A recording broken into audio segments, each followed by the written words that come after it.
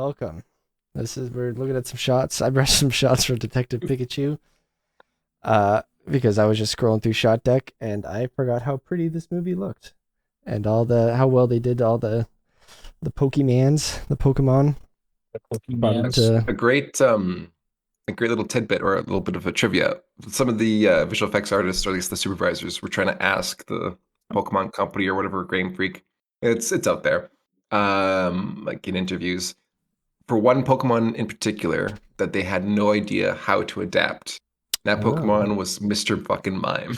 oh, and they did it. They literally asked the Pokemon company, being like, "What is this thing?" And and they replied, "They don't know." So they kind of, I don't know how the notes went back and forth, but the fact that its shoulders have this like rubber ball dodgeball texture to it, I thought was pretty funny. Yeah. Because it's like, how do you, yeah, what kind of, yeah, what are the shade, like Kate, you were mentioning before, how do you hmm adapt the shaders and then like the textures to these Pokemon, still make it believable, but somewhat realistic. So, Yeah.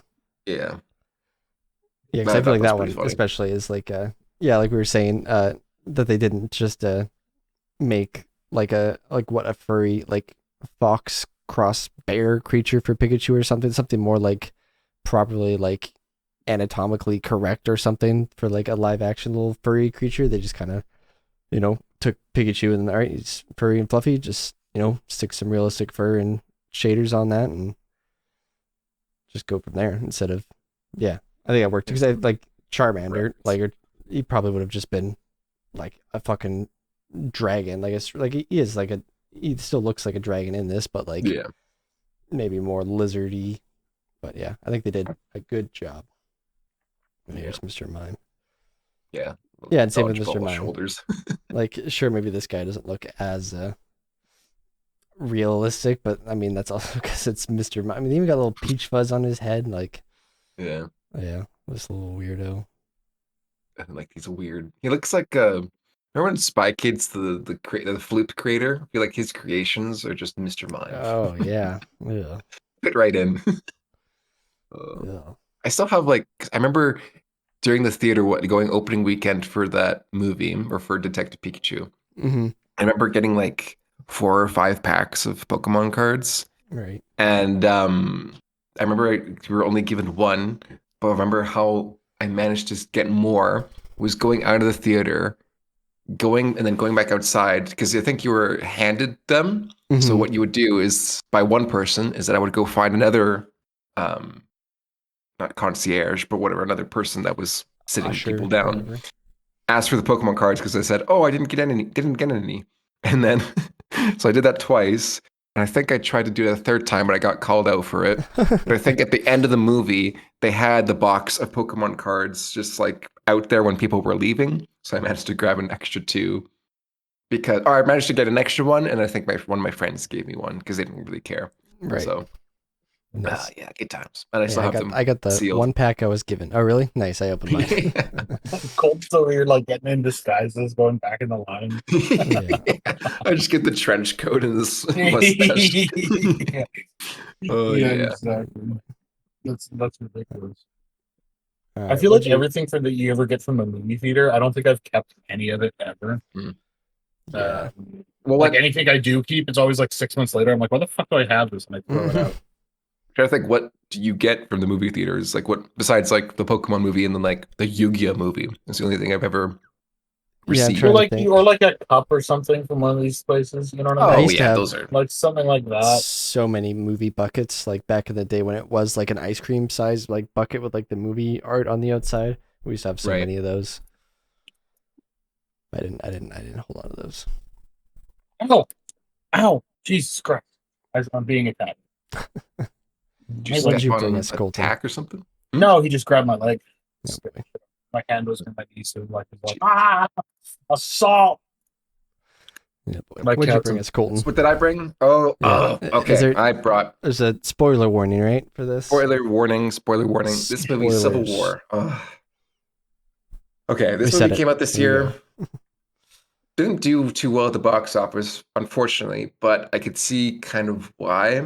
At first, I'd say 2/3 of this movie are awesome. They're fundamentally solid. The characters established, like our lead, Kristen Dunst's character, the character's name Lee is Lee, but I'll just refer to them as the actors' names.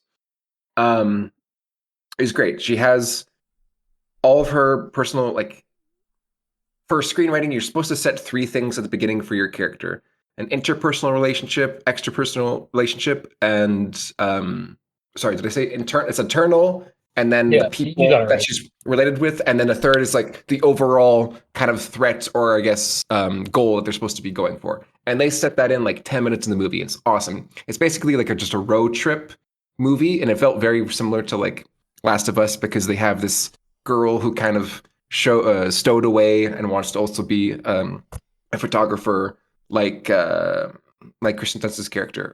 The actress's name is Kaylee Spaney. She was also the lead in the recent Alien film. I thought she's really good. So it's overall great. And then as we progress, so this is the first photo that we see of just like, I mean, the thing is, the movie doesn't really also tell what the Civil War is about. It's just more of like immerses you in what it could be like. And I feel like that was totally fine. That was valid. It doesn't have to be like go into politics or anything. It just kind of showcases this could happen. Try to avoid it, basically. And that's also what Kristen Dunst's character is also mentioning that her photos represent. She's trying to send them as a warning, but she feel like she doesn't have any. She's not actually contributing to any change. They're just kind of like left on the wayside, which is great. Right. It's like, okay, she wants to make change in her life. So I'm like, okay, cool. That's a great character driven story. Awesome, great. And then we progressively see them going through some shitty scenarios. This scene was fucking awesome because the subtext of this film was that, of this scene, was that these two snipers were trying to snipe or were trying to shoot against another sniper that were trying to kill them. And the dialogue was amazing because I forget the actor's name here. He also plays Nacho in Better Call Saul. Blanking Ooh, on yeah, I his don't name. remember. Or not Nacho. Jesus Christ. What's his name? Better Call Saul. I'm blanking on the name. But anyways, he was great because this scene was basically about who are you shooting at? Why are you shooting at them? And this guy down here, the actual sniper, is like, shut the fuck up, stop arguing or stop talking. Because Right. the overall scene was just like, it doesn't matter who's shooting at whose side is who. They're trying to kill us, we're trying to kill them. That's it. So I'm like, Right. okay, great. Awesome subtext, good scene. It builds and adds to the theme and cinematic or yeah, I guess theme and thematic statement of what the writer was trying to say in that moment. How war basically divulges into scenarios like this, where it's kill or be killed. And then we progress to like later in the scene where basically to give a little bit context, the president is just I guess a dictator, and that's why there's a civil war. So this armed forces, they call them the WF forces, are going in basically to DC to kill him or shoot him out. So you see like the horrors of war, and then we go down here, and they broke it into the White House. This scene I thought was great because you see Kristen Dunst and Kaylee Spaney's character taking photos during the firefight, so you get these awesome moments. And I really liked how they were spliced in with the action. So it's almost like they're shooting their They're like, photos as they're shooting. So I was like, this is cool. I like this. And yeah. then we get the fucking pivotal scene here. This was immediately a star that I would take off from this movie. This was the most dramatic and cringy, cheesy Oh no. moment because you saw Kaylee Spaney's character kind of get in the firefight, and literally she just Kirsten Dunst's character just pushes her out of the way, stands up, and gets shot. And you see the camera that Kaylee is holding is like magically takes these photos, and it's dramatic and it's slow mo, and it just That sounds very true. there's no real Like motivation catharsis to it. from this at all or Oh. motivation. It's like, okay, she saves her in the end, but the whole point of Kristen Dunst's character was trying to make change, and but it's like, okay, she saves the girl, but it doesn't. It was very unsatisfactory, Yeah. yeah, Unsatisfying. Unsatisfying. unsatisfying. Thank you. And then we get to this fucking scene where it's like this character, like what's his name? Let's bring him up. Sorry, it wasn't Nacho. It was Lalo. Sorry, Tony Dalton. He plays Lalo Salamanca in Better Call Saul. My bad. Was that guy? Yes. I don't think it is that guy. Is it not Tony Dalton? If it isn't, then I guess you could just everyone I don't think it yell at is. me. but I could be wrong too. He was in. Oh fuck! Guess I was wrong. All right. Colton sees one Chris- Hispanic person in his life. My goodness. Shut the fuck up. All right. My bad. Who is this guy? This is gonna fucking bug me.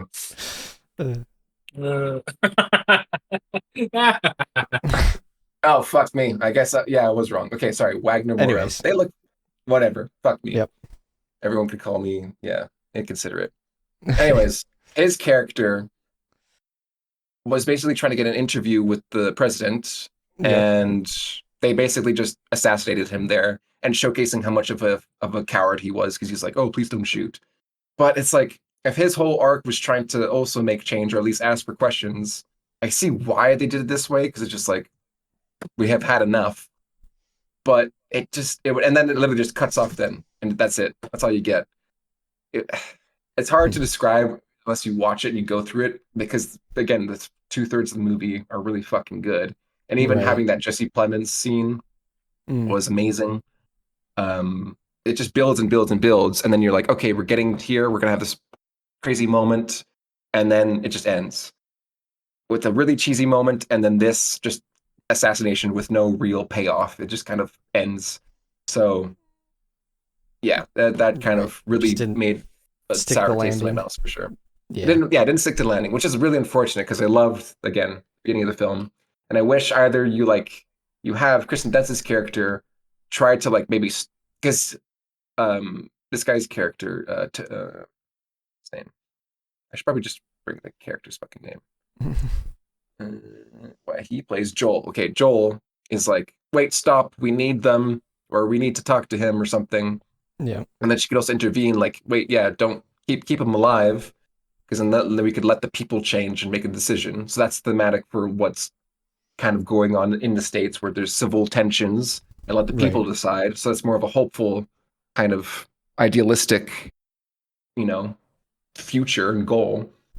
And then you could have like a more whatchamacallit, what's the word? Tension between these whatever army men and women here. And that could add to more Jesus Christ.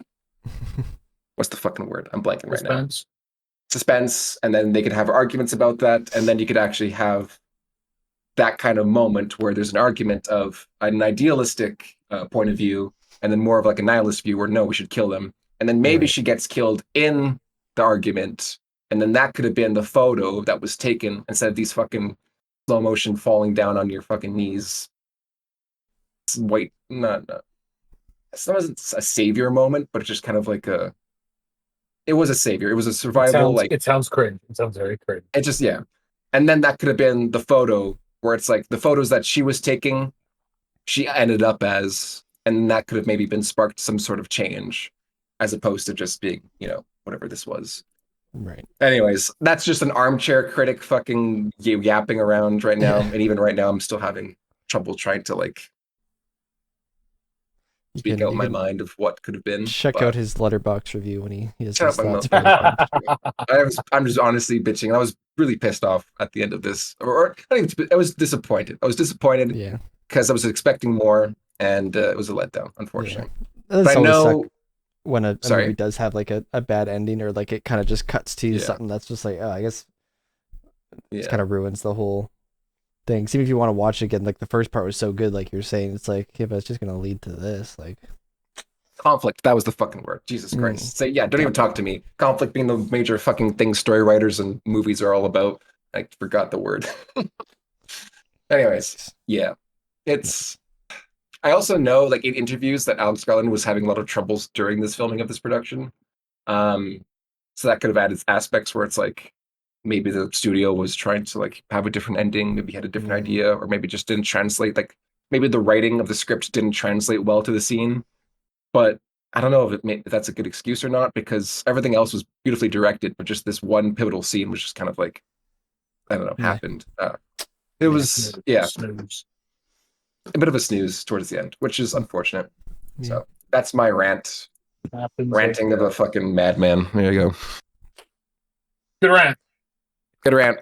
Good rant. Yep. Good movie Very rant. well spoken. Good movie rant. There you go.